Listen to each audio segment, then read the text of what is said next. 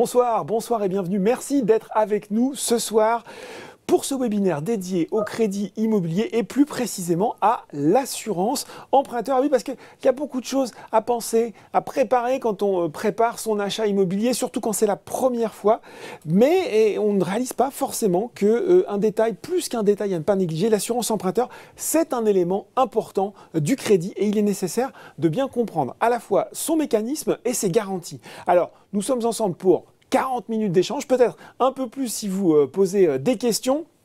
Vous en avez déjà fait au moment de l'inscription, nous en avons inclus certaines lors de la présentation et nous consacrerons un temps pour y répondre à la fin. Et afin que vous deveniez incollable sur le sujet, durant cette webconférence, je suis en compagnie de ce soir de Catherine Lefebvre, responsable des partenariats assurance emprunteur chez CNP Assurance. Bonsoir Catherine. Bonsoir Laurent, bonsoir à tous. De Guillaume Cuche, responsable du centre d'expertise et des relations clients emprunteurs également chez CNP Assurance. Bonsoir Guillaume. Bonsoir Laurent et bonsoir à tous. Et ils sont à distance, mais ils sont bien là, hein, nos experts immobiliers, Boursorama Banque. Bonsoir Céline Saint-Jean, directrice du pôle commercial Crédit. Bonsoir Laurent. Et Nicolas Garneau, chef de produit Crédit. Bonsoir Nicolas. Bonsoir Laurent. Bon ben voilà, nous sommes prêts, 3 grandes parties dans ce webinaire. Une première dans laquelle on va revenir sur tout ce qu'il faut savoir sur l'assurance emprunteur, son fonctionnement, son utilité, les garanties qu'elle propose. On fera un point complet et on fera le maximum pour ne laisser aucune des grandes questions que vous vous posez sans réponse. Deuxième partie, nous nous intéresserons plus spécifiquement à l'offre assurance emprunteur de Boursorama Banque. Quand vous souscrivez votre crédit immobilier, vous verrez que nous avons une gamme complète qui s'adapte à votre profil. Et comme je l'ai dit, nous conclurons ce moment d'échange à répondre à vos questions. Allez, sans perdre de temps, on commence sur cette première partie explicative sur l'assurance emprunteur et on va planter le décor avec vous, Catherine, si je puis dire, avec une question aussi simple qu'indispensable. À quoi ça sert l'assurance emprunteur? Alors, l'assurance emprunteur, ça sert à acquérir un bien et à le conserver en cas de maladie, d'accident, de perte d'emploi ou de décès.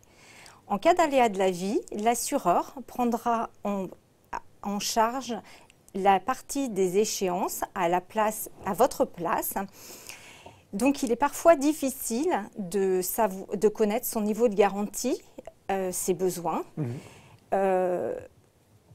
C'est pourquoi il est important de bien choisir ses garanties et son niveau de garantie. Oui. Aujourd'hui, je suis en bonne santé. J'ai des revenus qui me permettent d'acquérir un bien immobilier. Il faut que j'anticipe sur les événements futurs qui dépendent de la durée de mon prêt. Je suis en bonne santé. Ma préoccupation, c'est l'aménagement, la décoration de mon bien, mais j'anticipe pas forcément sur des événements futurs qui sont à court terme, souvent. Voilà, oui. Un petit peu moins joyeux. Donc, qu'est-ce qui se passerait si jamais je ne travaillerais plus? Est-ce que je pourrais toujours faire face au remboursement? Et si jamais je venais à disparaître, qu'est-ce qui se passerait pour mes proches? Est-ce que la personne avec qui j'emprunte pourra faire face au remboursement du prêt? Donc, l'assurance emprunteur doit répondre et répond à toutes ces questions. Donc, c'est garantir le remboursement du prêt, c'est ça, d'un côté? Garantir le remboursement du prêt. Voilà. Première mission, si on peut le dire. Tout à fait. Donc, en cas d'aléa de la vie. Ouais. Et c'est comme vous le disiez justement au début, c'est très important d'avoir un niveau de garantie suffisant pour faire face à tous ces aléas. Et donc, protéger sa famille. Là, encore une fois, s'il nous arrive quelque chose, prise en charge des remboursements dans l'optique où on a un accident de la vie. Accident de la vie, voilà. Ça, c'est pour... Voilà, on est un petit peu maintenant fixé sur à quoi sert l'assurance emprunteur. L'autre aspect, finalement, incontournable, c'est celui des garanties, Catherine, afin de bien comprendre, finalement, dans quel cas on est couvert ou pas. C'est quelquefois ces petites lignes qu'on ne prend pas le temps ou qu'on n'a pas le temps de lire et qui sont pourtant si importantes dans ce qui va être utile si vous arrive un pépin. Tout à fait. Donc les garanties, les différents contrats proposent différentes garanties qui s'adaptent à la situation du client. Donc comprendre les garanties, ce n'est pas suffisant. Il faut savoir quelle prestation derrière sera prise en charge par l'assureur. Donc si pendant la durée de votre prêt, est-ce qu'il faudra déclarer des événements à l'assureur ou est-ce que dès le départ de votre crédit, vos garanties seront maintenues, quels que soient les événements de changement de profession, d'une pratique de sport. Les différents éléments à prendre en compte. Est-ce qu'on peut les détailler, évidemment, ces différentes garanties, justement? Alors, il y a les garanties liées à la santé, donc l'incapacité de travail. Donc, c'est un arrêt de travail qui est temporaire. L'assuré, à l'issue de cette période d'arrêt de travail, pourra reprendre sa profession. Donc, il s'agit d'une chute, d'un accident qui immobilise quelques mois l'assuré. Pendant ce temps, l'assureur prendra en charge ses prestations. Et il y a l'invalidité. Donc l'invalidité, l'assuré est dans l'impossibilité totale, permanente et définitive d'effectuer sa profession. Donc là, tout de suite dans un cas un petit peu beaucoup plus sérieux, hein, donc, même. Ouais. Voilà, là donc l'assuré ne pourra pas reprendre de profession. Il ne pourra plus travailler. Et il y a la perte totale irréversible d'autonomie. Donc là, c'est une invalidité qui est plus lourde. L'assuré a besoin de l'assistance d'une tierce personne pour accomplir les actes de la vie, donc se laver, se déplacer, s'habiller. Donc là, c'est une pathologie très lourde. Donc en ces cas-là, l'assureur prend en charge le capital restant dû, le prêt est soldé si la personne est assurée à 100%. Bon, et on a la perte d'emploi. Et la perte d'emploi qui est consécutive à un licenciement. Donc, en cas de licenciement, l'assureur prend en charge une partie des échéances. Bon, et toutes ces garanties, elles sont cumulatives, elles sont différentes. Comment ça s'articule au sein de l'assurance emprunteur? Alors, on voit pour les garanties liées à la santé qu'elles se cumulent. Enfin, dans un contrat, vous avez toutes les garanties. Et c'est en fonction de la dégradation de l'état de santé que vous activez plus ou moins les garanties. Voilà. La perte d'emploi, on les retrouve dans toutes les assurances emprunteurs, par exemple? Dans toutes les assurances emprunteurs, les assureurs proposent de la perte d'emploi. Bon, alors voilà sur les garanties. On sait maintenant un petit peu à quoi ça sert. On a les garanties. Oui, vous vouliez ajouter quelque chose, Catherine? Et vous avez les garanties et vous avez les prestations qui sont derrière les garanties. Donc, les prestations, pour la garantie IT où on prend des échéances, donc pour CNP, l'incapacité de travail. Tout à fait. Donc, pour le contrat de CNP Assurance qui est proposé aux emprunteurs de Boursorama, l'échéance de prêt est prise à 100% en totalité, pour une quotité à 100%. Donc, il n'y a pas de surprise. L'assuré, c'est au début de son prêt le montant de son échéance qui sera pris en charge. Donc, il s'agit d'une indemnité forfaitaire. Sur le marché, on a certains contrats qui prévoient des garanties avec des pertes de revenus. Donc la prestation est moins couvrante et le montant de la prestation n'est pas connu à l'avance par l'assuré. Ça sera en fonction des revenus qu'il percevra pendant cette période d'incapacité. D'accord. Comment on peut expliquer pour les gens qui nous regardent et qui découvrent un petit peu ça, un petit peu plus précisément, ce mécanisme de quotité, là aussi, il faut revenir à la couverture un petit peu plus technique que ça représente. Oui. Donc la quotité, c'est une partie importante du contrat d'assurance, puisque c'est à partir de cette quotité que va être définie en pourcentage la prestation versée par l'assureur. Donc, alors là, il va falloir expliquer dans le détail comment ça marche. Voilà. Donc, est-ce qu'on pourrait avoir on peut afficher la slide à l'écran sur la quotité. Je pense qu'on l'a affiché qu'un petit peu d'avance d'ailleurs. Si on peut la remettre, puisqu'on a un cas détaillé avec Gabriel et Léa. Voilà. Donc, on a fait un exemple avec Gabriel et Léa. Donc, les parties en rose sont les quotités choisies par les assurés. Donc, la part que la personne veut garantir. Donc, ce qu'il faut savoir, c'est que Gabriel, du prêt qui veut être garanti. D'accord. Donc, ce qu'il faut savoir, c'est que Gabriel et Léa ont pris un prêt et tous les deux se sont engagés auprès d'un établissement prêteur pour un montant. Donc, admettons qu'on 400 000 euros. Voilà, 400 000 euros. Donc, au niveau de l'assurance, on assure chaque personne. Ce qui est logique, c'est son co-emprunteur. Donc, on voit que Gabriel a pris 60%. Donc, si on fait 400 000 fois 60%, ça donne la part assurée de Gabriel. D'accord. Et Léa a pris 40%. Donc, si on met sur le montant du prêt 400 000 et les 40%, ça donne la part assurée de Léa. Ouais. Et on voit qu'en cumulant la part de Léa et Gabriel, on arrive aux 400 000 du prêt qu'ils ont fait. Les 60 plus les 40%. Plus les 40. Ouais. Donc, ça veut dire que la Là, part... on se dit, on est bien, a priori. Alors, Et c'est ce qu'on va voir. Ouais. Voilà. On a ce qui répond 100%, là, on est sur 100% du prêt, ce qui répond au minimum de l'exigence de la banque. D'accord. C'est Voilà. le minimum, en fait. 100%. Minimum Ouais. de la banque. Maintenant, ça veut dire que si Gabriel a un souci de santé, Mhm. l'assureur ne prendra en charge que sa partie des 60%. Oui, jusque-là, c'est clair. Voilà. Donc, ce qui n'est pas assuré, les 40%, Les 40% supplémentaires, restants. Ouais. le couple devra faire face, continuer à rembourser le prêt. Ah oui. La prestation de Mhm. l'assureur ne sera que Il ne couvrira qu'une partie en fait, du prêt. du Et donc, prêt. pour le couple qui emprunte, ça veut dire qu'il peut être obligé de rembourser la même chose au final. C'est ça, hein. Eh ben, il aura une part à Ouais. charge, puisque là, on voit qu'il y a Une partie du prêt 60%, n'est pas 64%, couverte. Ouais. mais il y a une partie du prêt qui n'est pas couverte. Et en cas de décès, Léa devra continuer à rembourser la partie qui reste du prêt. Bon. Maintenant, si Léa et Gabriel s'assuraient chacun à 100%, Oui. donc ça voudrait dire que s'il arrive un souci de santé à Gabriel, Mhm. CNP Assurance prendra en charge 100% de l'échéance. En cas de décès, CNP Assurance prendra 100% du capital restant dû. Léa sera tranquille, le prêt sera soldé. Donc, et on sait qu'en cas de maladie, en cas de disparition, il y a des frais qui sont sur la famille. Le coût du sinistre coûte plus cher que le montant de l'échéance qui reste en place.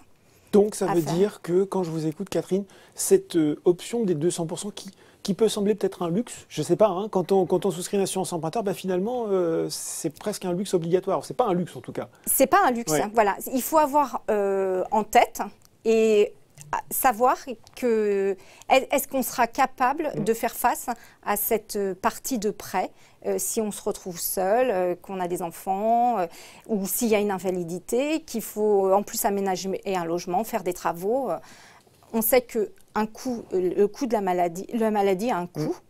Et donc, est-ce qu'on pourra en faire face? Et donc ça, c'est l'emprunteur qui décide du niveau de quotité auquel il veut être assuré. C'est lui qui peut faire ce choix. Exactement. Ouais. Donc, le banquier a un devoir de conseil. Donc, le banquier conseille son client en fonction de son patrimoine, de ses revenus, et exige un minimum. Donc, et l'assuré, il se met entre suivre le conseil du banquier ou se mettre au minimum des garanties parce qu'il estime qu'il peut s'assurer lui-même finalement. Bon, donc ça, c'est un élément, quand je vous écoute, vraiment à prendre en compte. On prend le temps de se poser sur cette quotité, Tout savoir à ce que fait. ça implique. Hein. Tout à fait, puisque si on reprend le cas des échéances ou du capital, en cas de décès ou de perte totale et irréversible d'autonomie, là on verra que l'assureur ne prendra pas la totalité du Bon, prêt. c'est très clair. On a parlé là des cas des gens qui sont en bonne santé quand ils empruntent à deux ou seuls. C'est malheureusement pas le cas de tous les gens qui empruntent. C'est parfois plus compliqué, voire très compliqué pour une personne qui a un problème de santé d'obtenir une assurance emprunteur. Il y a des solutions. Est-ce que vous pouvez nous les détailler, Guillaume ? Oui, bien sûr, je vais vous les détailler et je vais vous parler de la convention AERAS. Alors, AERAS, c'est l'acronyme de s'assurer et emprunter avec un risque aggravé de santé. En revenant très rapidement sur l'historique de cette convention, c'est une convention qui a été démarrée dans les années 90, démarrée sous l'impulsion de 4 parties et de 4 signataires à cette convention. Bien entendu, les établissements bancaires, les assureurs, les pouvoirs publics et aussi les associations de malades. Alors, le but de cette convention, c'est quoi? C'est d'essayer de faciliter l'acquisition d'immobilier ou les demandes de prêt des personnes qui ont ou qui ont eu un accident de la vie ou un risque aggravé de santé en élargissant leur assurabilité. Alors, cette convention AERAS, elle repose sur plusieurs piliers. Le premier pilier, c'est le droit à l'oubli. Le droit à l'oubli, pour les personnes qui ont eu un cancer, ça veut dire qu'au bout d'un certain temps, une fois que leur protocole thérapeutique est terminé et qu'ils n'ont pas eu de rechute, ils auront la possibilité, au moment où ils font leur demande d'assurance et donc où ils remplissent leur questionnaire de santé, de ne pas déclarer avoir eu ce cancer. La maladie ne va pas vous suivre toute la vie. Exactement. C'est ça, comme un boulet. La maladie ne va pas vous suivre toute la vie. Et c'est aussi une façon de passer à autre chose. Alors, cette durée est différente suivant que si vous avez eu un cancer jeune, c'est-à-dire à moins de 21 ans ou à plus de 21 ans.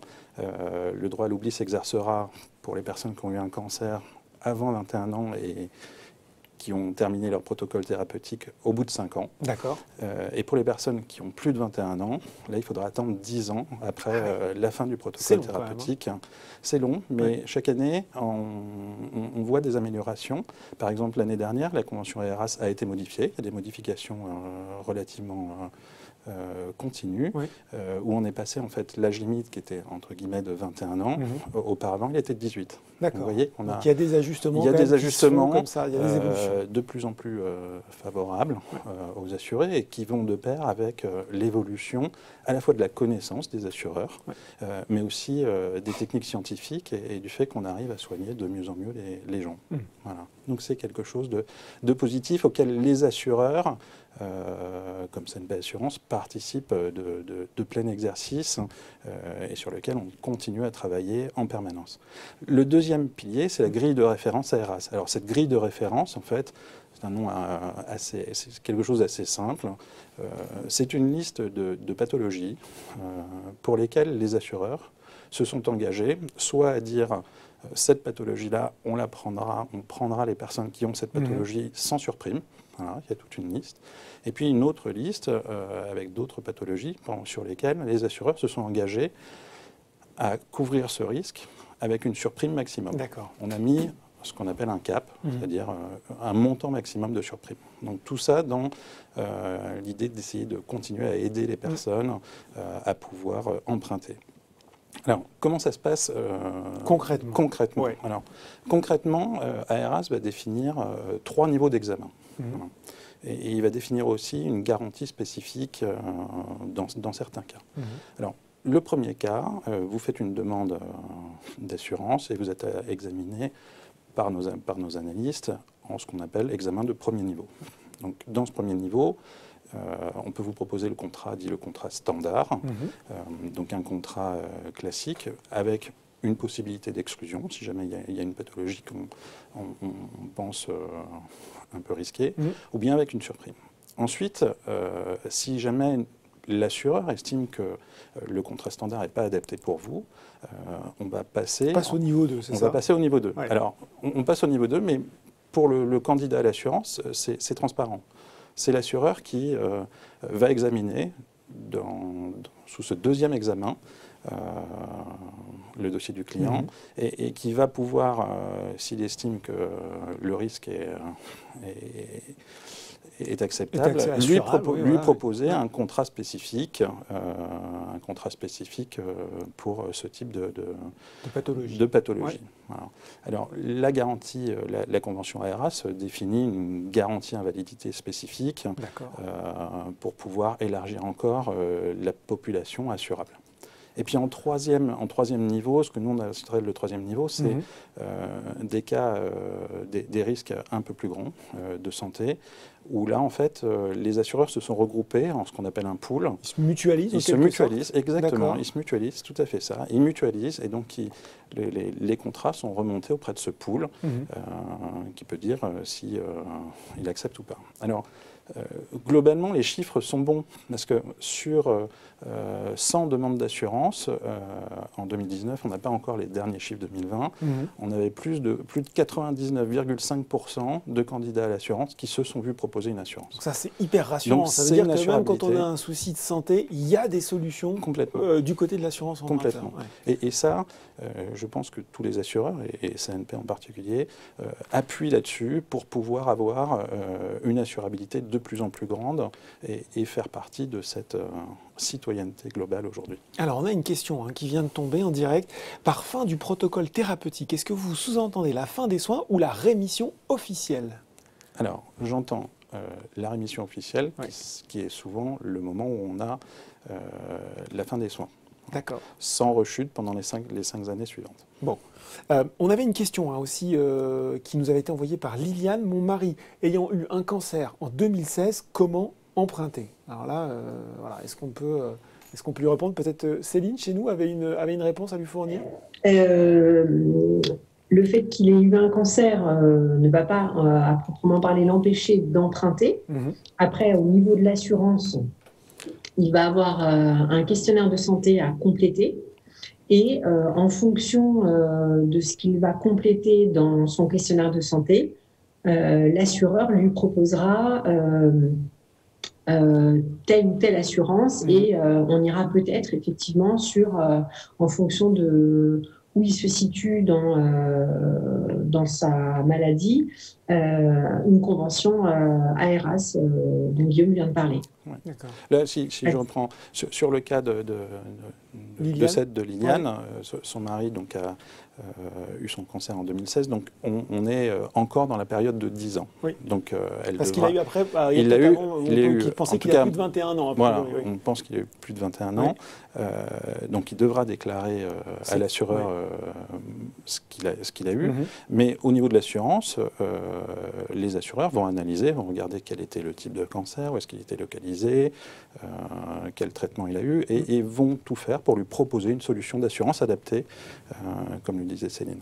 Bon, moi, je retiens, ça rentre dans le 99,5% d'écart, on arrive quand même à trouver une solution. Et on augmente régulièrement. Ouais. Bon, ça, c'est une bonne nouvelle pour les gens qui nous regardent. Ce qu'il faut dire aussi pour conclure cette partie, c'est que l'emprunteur se voit proposer un contrat d'assurance négocié par sa banque, mais qu'il peut également choisir lui-même le contrat qui correspond et qu'il peut en changer aussi pendant la durée du prêt. C'est partie des changements réglementaires qui ont eu lieu. C'est ça. Plusieurs changements réglementaires ont lieu depuis le début des années 2010, avec notamment les lois Hamon et Bourquin.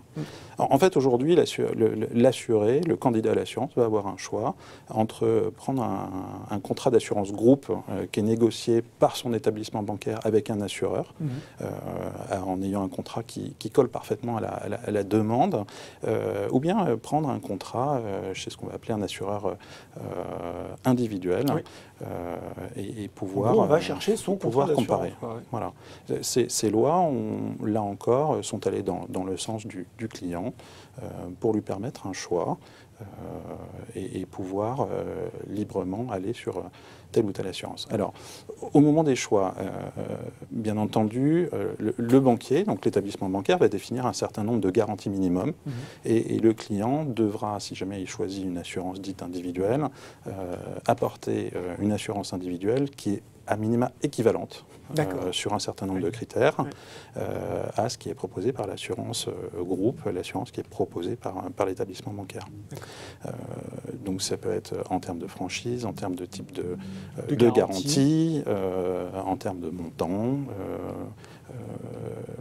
tout un tas de critères qui sont définis par le banquier et qui sont des critères minimums. Après, ça veut dire que le client peut aller au-delà. Voilà, de ça. Et après, quand est-ce qu'il peut changer d'assurance? Parce que concrètement, c'est ça qui peut intéresser. J'ai ouvert mon prêt, tiens, finalement, je me suis rendu compte que j'en avais une plus intéressante que le deux périodes de changement.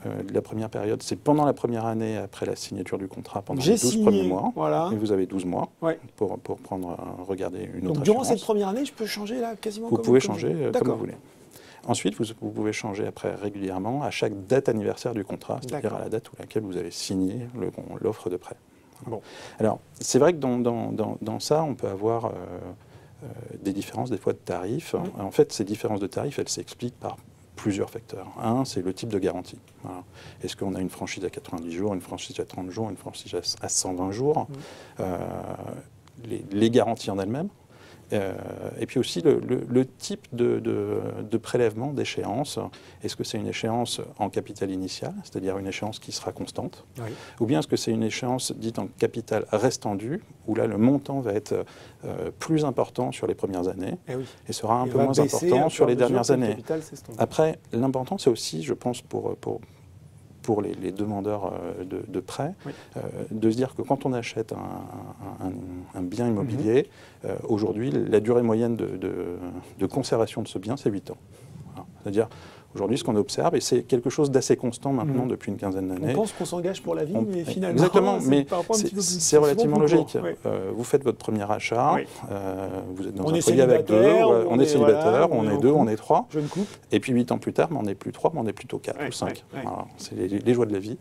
et il faut s'adapter. Donc, il faut avoir ça en tête aussi quand on regarde ces comparaisons.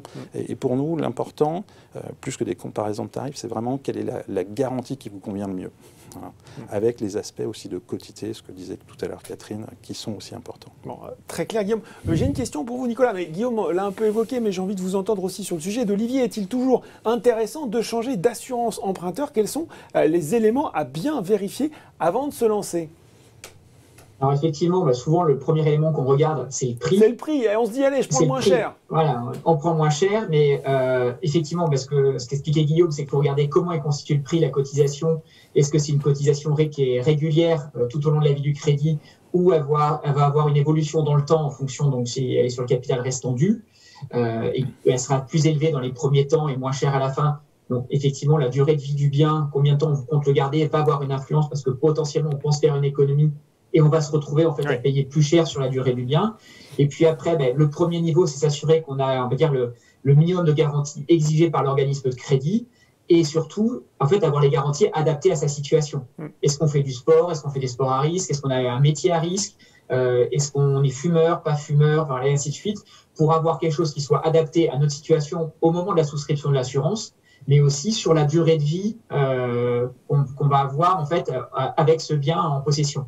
Bon. J'ai une question de Benjamin qui reprend un petit peu cette thématique, mais qui est intéressante. Pourquoi une telle disparité entre les tarifs des assureurs? C'est vrai qu'on se dit, mais comment ça se fait que je peux avoir des prix qui sont aussi différents? En cas de changement, quels sont les points de vigilance? Peut-être, allez, on va le répéter, les points de vigilance à surveiller pour ne pas voir sa protection se dégrader.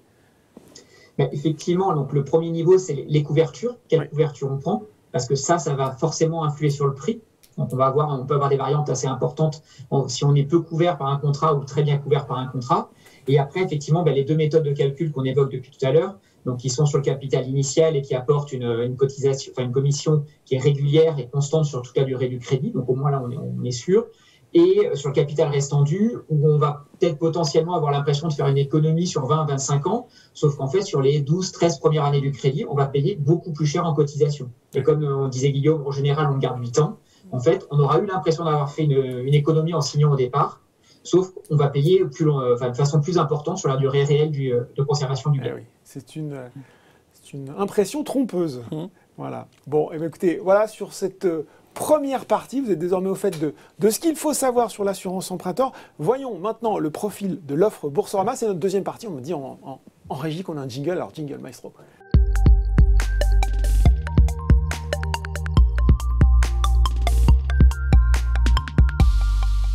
Et je vais me tourner virtuellement vers Céline. Je le disais dans le lancement, ce qu'il faut retenir déjà, c'est que l'offre Boursorama, elle s'adapte aux différents profils de nos clients. Qu'est-ce qu'on retrouve dans cette offre emprunteur de Boursorama?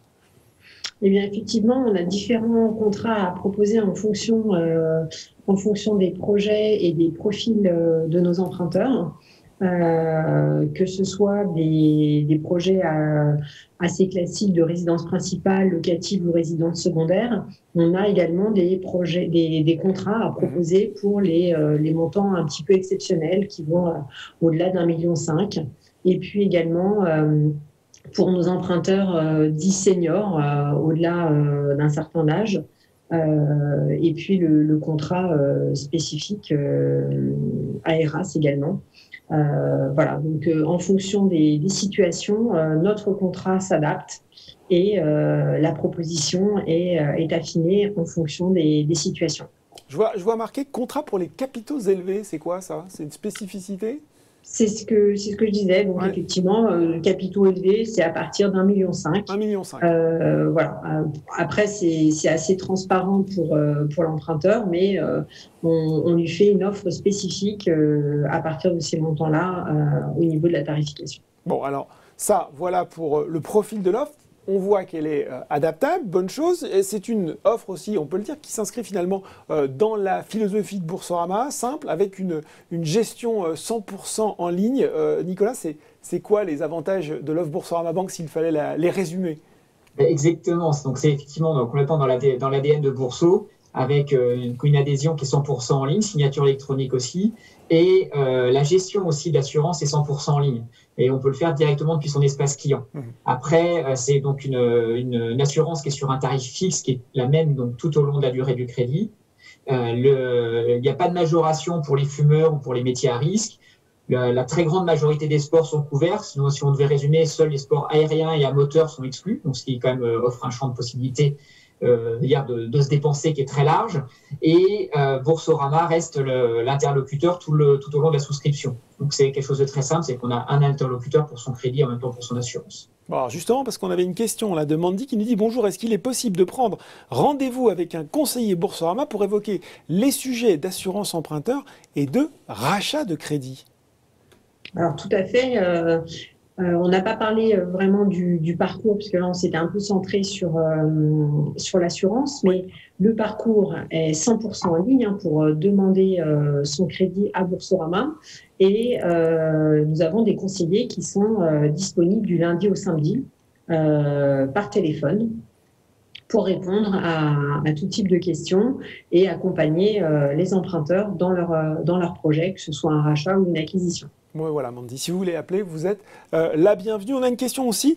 Eh bien oui, une question. Jusqu'à quel âge peut-on demander un prêt et donc être assuré? C'est vrai ça? Est-ce que est-ce que c'est comme les albums de Tintin, de 7 à 77 ans? Est-ce qu'il y a une date limite d'âge pour demander un prêt et bénéficier de l'assurance emprunteur?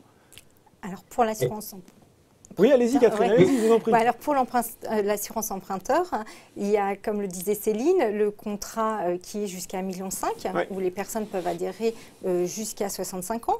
Ensuite, donc là, c'est 65. Voilà. Ouais. Ensuite, il y a le contrat senior, où les personnes peuvent adhérer jusqu'à 73 ans. Et alors après 73 ans? Donc, c'est l'âge à l'entrée dans l'assurance. Oui, bien sûr. Voilà. Donc, après, ça les accompagne sur la durée du prêt qui ont, quand on a 73 ans, jusqu'à 80 ans. D'accord. Donc, ça les...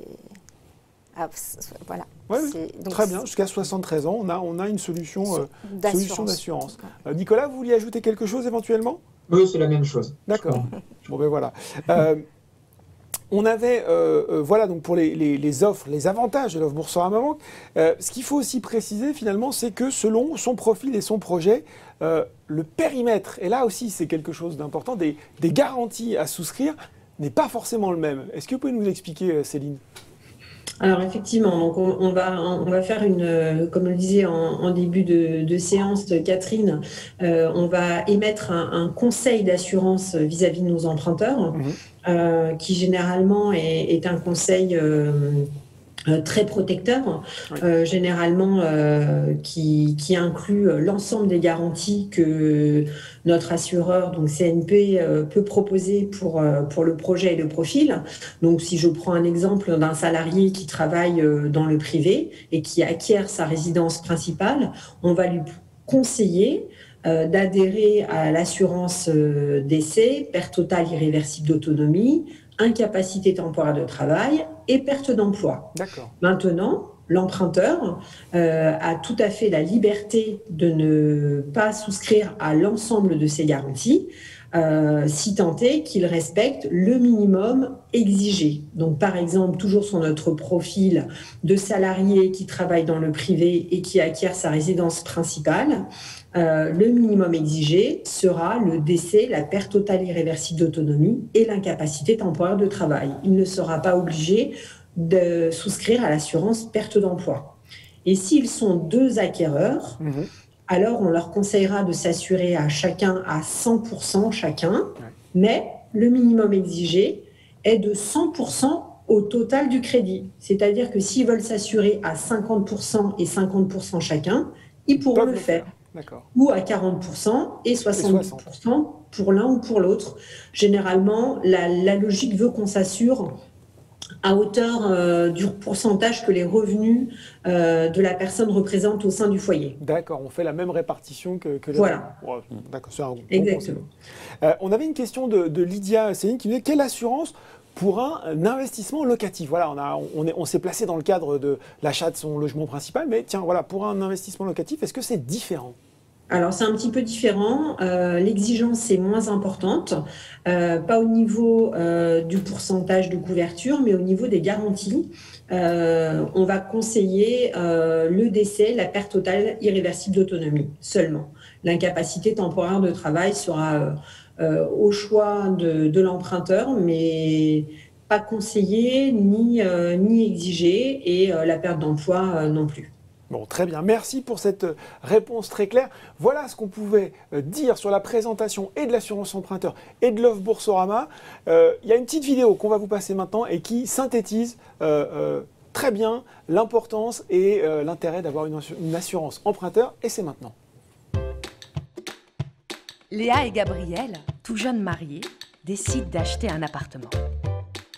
Après avoir trouvé le loft dont ils rêvaient tant, ils se lancent dans les démarches relatives à la demande de prêt et à la couverture d'assurance. Les formalités sont simples, et le cœur léger d'avoir pu obtenir leur prêt et une excellente couverture d'assurance, commencent alors les projets de décoration.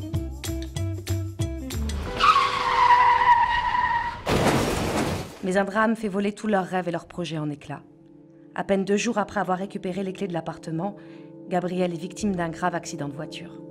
La joie et l'euphorie font place à la tristesse et aux larmes. Plus le temps de rêver, de penser à l'appartement, au déménagement, à la paperasse, à l'argent, au crédit. Ce qui compte, c'est que Gabriel s'en sorte. Sur les conseils de ses proches, Léa a contacté son assureur CNP Assurance afin de demander une prise en charge du crédit suite à l'accident de son mari. À partir de là, l'assurance emprunteur a pris le relais et s'est occupée de leur crédit, allégeant ainsi Léa de ce poids supplémentaire. Le cœur un peu plus léger et les épaules moins lourdes, Léa a pu se consacrer au soutien de son mari. CNP Assurance l'a accompagnée jusqu'à ce que tout aille bien pour eux. Comme pour Léa et Gabriel, l'assurance emprunteur vous protège en cas d'accident et aussi en cas de perte d'emploi, de maladie, d'invalidité et de décès.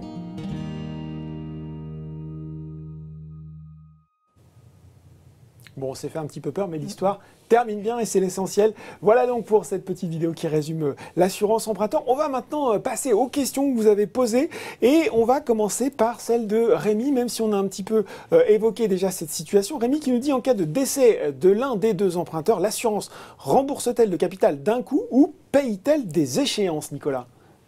Donc, elle rembourse effectivement le capital. Et comme on l'a indiqué tout à l'heure, c'est en fonction de la quotité souscrite au départ. Oui. Donc, si l'emprunteur qui décède avait pris une quotité de 60%, il y a 60% du capital restant qui sera remboursé. Ah, c'est important, hein, ces quotités. Je pense que c'est ce qu'il faut retenir, notamment de cette webconférence. Thomas, si l'un des conjoints gagne plus que l'autre, mais qu'ils empruntent à 50-50, quelle répartition privilégiée? Alors, c'est ce que je disais tout à l'heure. Ils peuvent choisir 50-50 s'ils le souhaitent, mais la logique veut qu'ils choisissent plutôt une répartition en fonction de la répartition de leurs revenus. Bon, ben voilà, sa réponse très claire. Didier, on l'a déjà évoqué, on le redit peut-être brièvement, comment comparer les clauses de garantie, voilà, si on veut faire son choix, comment on s'assure de ne pas faire de bêtises? On va regarder plusieurs documents, ouais. La FSI, la fiche standardisée d'information, et puis la notice. Alors, qu'est-ce qu'on va regarder dedans? On va regarder avant tout tout ce qui concerne l'incapacité. Est-ce que les 2 contrats ont une incapacité, des termes d'incapacité équivalents, similaires? Est-ce que c'est la même franchise? Quelles sont les exclusions qui sont dedans? Parce que, comme expliquait Nicolas, on peut avoir des contrats avec peu d'exclusions, comme le contrat que CNP propose avec Boursorama, d'autres par moment avec un petit peu plus d'exclusions. Donc ça, c'est aussi important. Aujourd'hui, c'est en gras dans les notices. C'est ce que j'allais dire. Parce que c'est des choses à regarder. Il faut quand même y passer un petit peu de temps, Guillaume, c'est ça? Parce que là, comme ça, on se dit, quand même, et vous êtes d'accord que moi, que c'est pas toujours rédigé dans des termes simples, on arrive à s'y retrouver à peu près quand on arrive à s'y retrouver, parce que les notices, le format des notices est relativement standardisé et simple. Et après, les choses très importantes sont mises en gras dans les notices. Donc, et la fiche de standardisée d'information aide aussi avec un certain nombre critères d'avertissement, voilà, avec garanties, une grande clarté. et ça c'est aussi quelque chose que les assureurs et CNP Assurance en particulier essayent de réaliser de plus en plus, d'améliorer sans cesse la clarté des contrats pour que nos clients sachent précisément, ils ne soient pas perdus, ils sachent précisément ce pourquoi ils ont souscrit et comment on pourra les accompagner, que ce soit de la part de Boursorama ou de CNP Assurance. Voilà, il faut bûcher cette fiche standard. Question d'Hélène, si je souscris une assurance pour 20 ans, est-ce que je peux résilier avant au risque de ne plus être assuré? Et si oui, quelles sont les pénalités? Bah oui, finalement, on se pourrait se faire l'analogie avec une voiture. Ma voiture, elle est un petit peu vieille, je l'assure tout riche, je l'assure routière ou je l'assure pas si elle roule pas. Est-ce que le parallèle est possible avec l'assurance emprunteur? Et non, ce n'est pas possible. L'assurance est obligatoire. L'assurance emprunteur est obligatoire quand on a un prêt immobilier. Et donc, on ne peut pas résilier son assurance pour ne plus être assuré.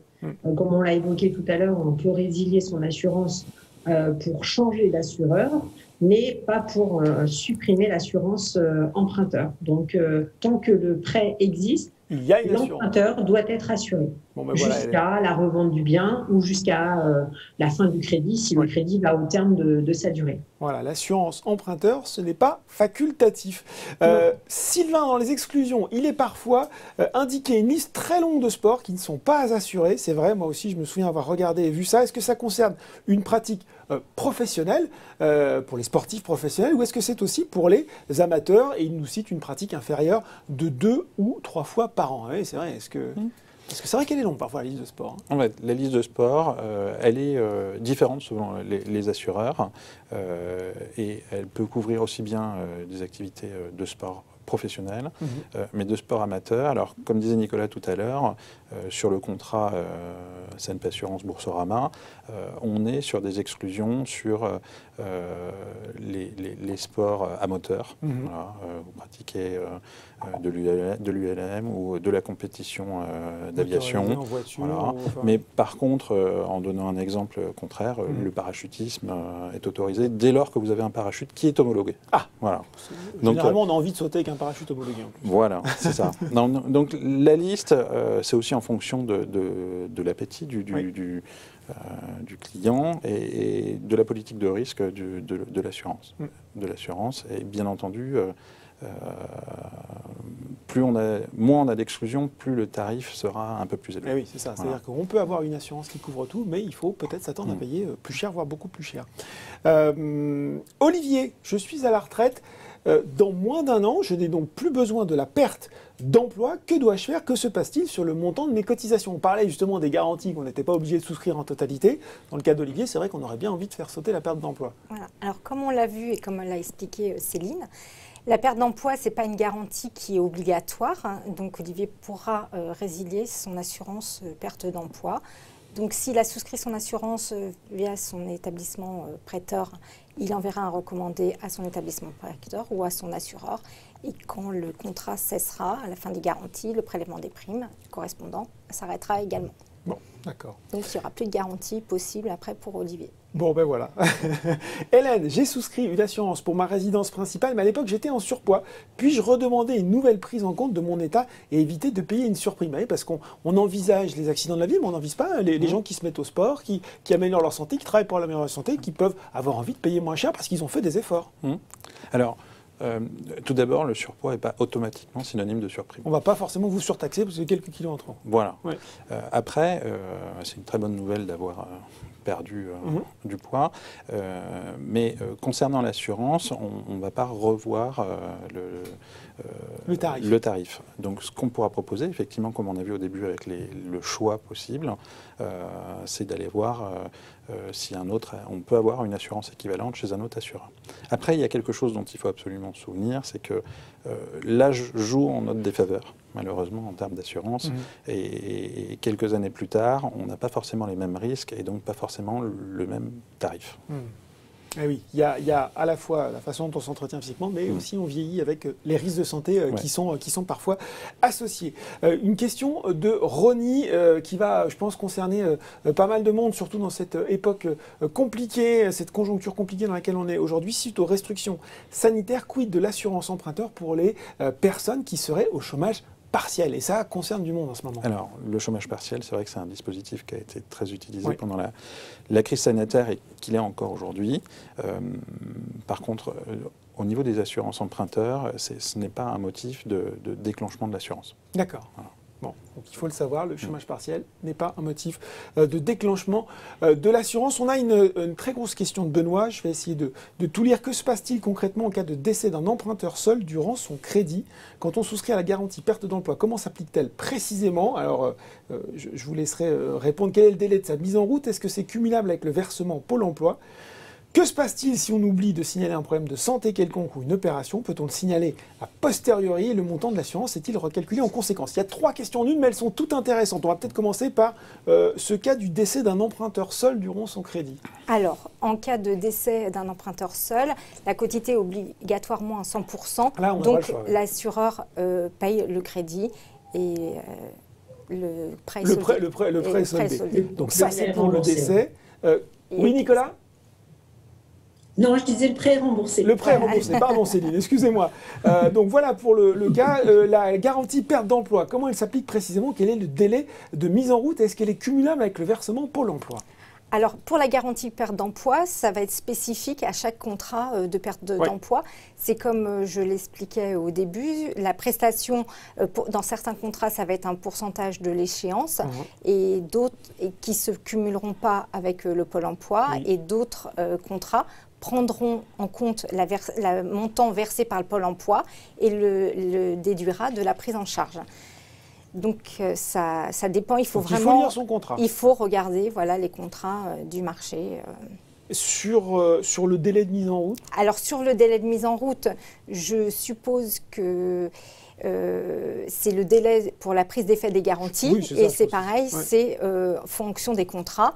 Il faut lire, les contrats, la morale de l'histoire, c'est qu'il faut lire ces contrats d'assurance emprunteur. Il y a des délais de franchise, comme expliquait Guillaume, et donc les tarifs des contrats diffèrent en fonction de tous ces délais. Plus ou moins vite. Plus ou moins rapide. Plus ou moins rapide. Voilà. Alors voilà pour cette partie. Puis la dernière partie de la question, qu'est-ce qui se passe si on oublie, si on oublie de signer un problème de santé quelconque ou une opération de bonne foi? Et puis est-ce qu'on peut le signer a posteriori? Mince, et est-ce que finalement on est pénalisé si ça se produit? Alors l'assureur prend sa décision en fonction des éléments communiqués sur le questionnaire de santé. Donc en cas d'oubli ou d'inexactitude de l'état de santé, la décision de l'assureur, elle est faussée. Oui. Donc, l'assurance est censée être de bonne foi. Donc, les questions sont claires sur le questionnaire de santé. Donc, normalement, il y a une question qui pose si on a eu une intervention ou pas. Si la réponse a été non, donc là, il faut voir avec l'assureur comment est-ce que le risque est assurable, parce qu'en fonction de ce qui n'a pas été déclaré, ça va peut-être changer beaucoup de choses. Donc peut-être que la situation fera que c'est assurable et qu'il y aura peut-être une modification de la prime. Ça dépendra du contrat. Donc là, c'est à voir.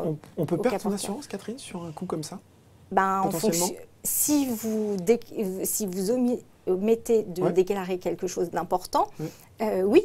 Puisqu'on a bien vu, comme l'a expliqué Guillaume, il y a le processus d'AERAS. Donc, si cette personne n'a rien déclaré, qu'elle est acceptée dans un contrat standard, l'étude d'AERAS n'a pas été faite. Donc, dans les faits, on essaye de trouver une solution. J'imagine, parce que il faut prévenir son assureur, il faut prévenir l'assureur le plus rapidement possible pour qu'on trouve une solution. D'accord, voilà. Et puis... on prend du temps aussi peut-être, c'est aussi une étape importante donc de bien remplir, de bien renseigner tous ces éléments. Question qui va intéresser aussi pas mal de gens qui nous regardent. Wayam, quel conseil donnez-vous aux primo-accédants? Oui, voilà, ça y est, c'est eux dont je parlais au début, on se lance, on a plein de choses à penser. Est-ce qu'il y a des conseils spécifiques qu'on peut leur donner, Céline? Non, il n'y a pas de conseil en particulier au niveau de l'assurance. On lui fera une proposition d'assurance qui sera adaptée à son projet et à son profil et à sa situation professionnelle, s'il travaille dans le privé, dans le public, s'il est profession libérale, gérant d'entreprise, etc. Mais il n'y a pas de conseil. Et puis en plus, il sera guidé pas à pas au moment où il saisira son questionnaire d'assurance qui sera en ligne. qui est simple à compléter et pour lequel, dans la majorité des cas, on reçoit un retour de l'assurance en direct. Donc, pas d'inquiétude pour celui qui fait pour la première fois son opération immobilière. Un petit peu de stress peut-être, mais pas d'inquiétude. On va finir avec cette question de Marilyn, puisqu'on arrive au terme de cette webconférence. On en a déjà un peu parlé, mais en même temps, c'est un élément tellement important que peut-être qu'on peut conclure là-dessus. Finalement, Guillaume, quelles sont les conséquences de l'âge sur l'assurance emprunteur? Vous l'avez déjà dit. Hein, quand alors, on vieillit, les conséquences ça de l'âge, voilà, on voit que nos risques de tomber malade ou d'avoir un accident augmentent avec l'âge. Donc, l'assurance, le tarif d'assurance va augmenter avec l'âge. Ça ne veut pas dire qu'on n'acceptera pas, l'assureur ne va pas accepter les personnes, mais il les acceptera avec un tarif un peu différent. Voilà. Et peut-être moins de garantie, ça joue ou pas forcément? Ça dépend de l'état de santé. Oui, ça dépend de l'état de santé. Une question de Jérémy qui vient de tomber. En cas de remboursement partiel, l'assurance est-elle recalculée au prorata? Bonne question, je ne sais pas qui veut répondre. Alors, en cas de remboursement partiel, la prime d'assurance est calculée et recalculée en tenant compte du montant qui est remboursé par anticipation. D'accord. Voilà. Est-ce qu'on a d'autres questions qui tombent? J'attends 30 secondes parce qu'on a un petit peu de décalage avec la diffusion du flux. Si jamais un spectateur vous nous posez une dernière question, bah oui, voilà, regardez une question. L'emprunteur et le co-emprunteur peuvent-ils avoir deux assureurs différents? Oui. Oui, hein, oui. On peut très bien choisir l'un d'aller chez CNP et puis l'autre de trouver un autre... On vérifie bien, on peut se faire la compète d'ailleurs de savoir celui qui a les meilleures garanties. En fait, les garanties sont... chaque cas est particulier. Oui. Voilà. Donc, dans un couple, on peut penser que on n'a pas forcément le même âge, on n'a pas les mêmes caractéristiques de santé. Donc, je ne sais pas si... Ça peut être intéressant quand je vous écoute, Guillaume, finalement, d'essayer comme ça, de trouver le contrat le plus adapté à son profil, si on a l'impression... Moi, je pense qu'il faut trouver un contrat. Les contrats, aujourd'hui, sont... En tout cas, le contrat Boursorama est adapté à une majorité de profils. Et ce contrat-là, il faut se sentir à l'aise avec son contrat. Je crois que c'est le mot important, c'est qu'il faut que l'assuré se sente à l'aise avec son contrat, qu'il ait bien compris quelles sont les garanties qui sont en jeu, impliquées, et qui puisse, et c'est la difficulté dans l'assurance, se dire, oui, aujourd'hui tout va bien, mais... Et ça, c'est très compliqué. Il peut m'arriver un pépin dans les années à venir. Et là, l'assurance, elle est là pour aider et couvrir les gens dans leurs projets. On en a un petit peu parlé. Question, faut-il choisir les mêmes quotités? On l'a déjà évoqué, mais on va le répéter. Si l'achat se fait sur la résidence principale ou sur de l'investissement locatif?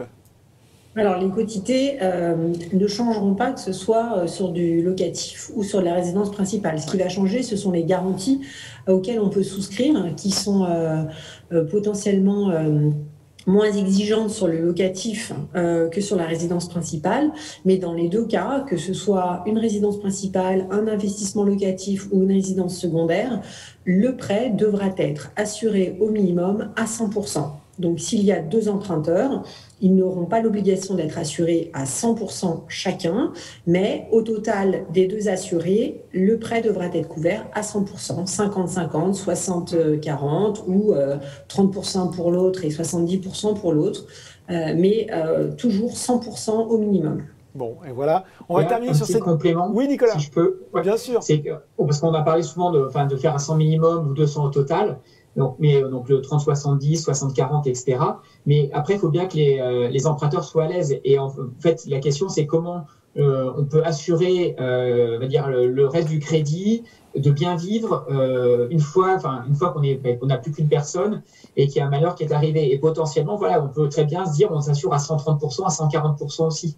C'est-à-dire qu'au lieu de faire, par exemple, un 60-40, on peut très bien mettre 80 sur la tête d'une personne et 60 sur la tête de l'autre. Parce qu'on va estimer que, en fait, si on se retrouve tout seul au foyer à devoir assurer le crédit plus le train de vie de la maison, on va peut-être avoir besoin de couvrir un peu plus. Oui. Donc, c'est vraiment, en fait, en fonction du feeling et du ressenti que chacun va avoir. Très clair, Nicolas. Je vais finir par cette question parce qu'on me murmure dans l'oreillette qu'elle est très, très posée. Vous y avez déjà répondu, mais je pense qu'on va finir en enfonçant le clou. Est-ce que l'assurance emprunteur est obligatoire? Je pense oui. que voilà, vous pouvez tous le dire. Oui, l'assurance obligatoire, l'assurance emprunteur est obligatoire. Elle n'est pas facultative, même quand vous avez commencé à la rembourser, même quand vous avez déjà fait une partie, c'est obligatoire. Vous n'y couperez pas. Alors autant choisir la meilleure et bien prendre le temps de l'étudier. Voilà, c'est la fin de cette webconférence. Merci Nicolas, Céline d'avoir été avec nous à distance. Merci Catherine, Guillaume de CNP Assurance d'avoir décrypté pour nous un petit peu plus cet élément important du crédit immobilier. Merci beaucoup. Merci. Cette webconférence est désormais terminée. Ne vous inquiétez pas, si vous n'avez pas pu tout voir, elle sera en replay d'ici quelques jours sur le site de Boursorama. Et puis, restez encore avec nous quelques secondes, quelques minutes, histoire de remplir un petit questionnaire de satisfaction, de façon à ce que nous puissions encore nous améliorer la prochaine fois. Merci beaucoup, très bonne soirée et à bientôt.